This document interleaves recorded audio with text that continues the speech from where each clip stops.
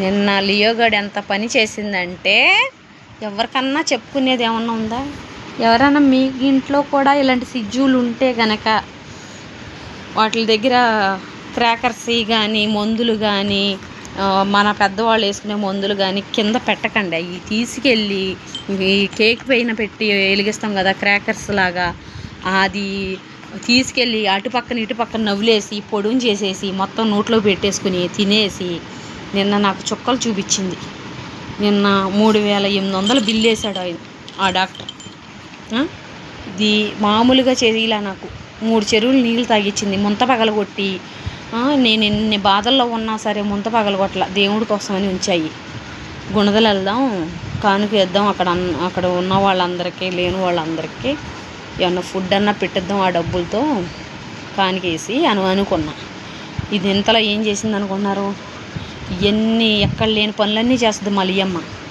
ఇదిగో కటింగ్ చేయించా, నిన్న అక్కడ స్నానం చేయించాను, మీసాలు గోల్డ్ అన్నీ కటింగ్ చేయిస్తే నిన్న 4000 వదిలిచ్చింది. నా ప్రాణం మీదకి తెచ్చింది అది. సెలైన్లు పెట్టారో, కక్కిచ్చారో, ఇంక ఎంత పని చేసింది అనుకుంటున్నారు?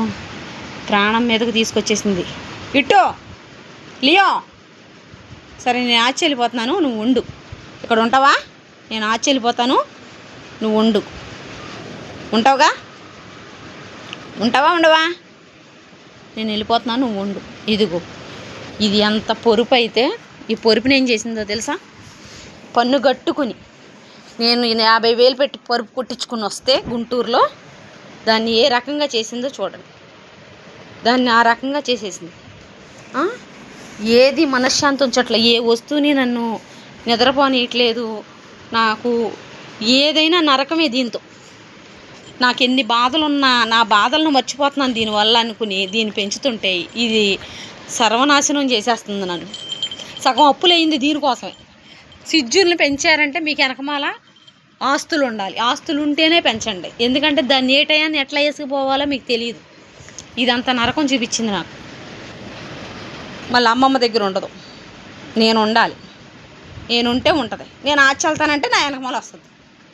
అంతేనా? వద్దులే అమ్మ, నీ ప్రేమలు నాకు వద్దు. నువ్వు మెలకుండా ఉండు. నువ్వు అక్కడ కూర్చోవా?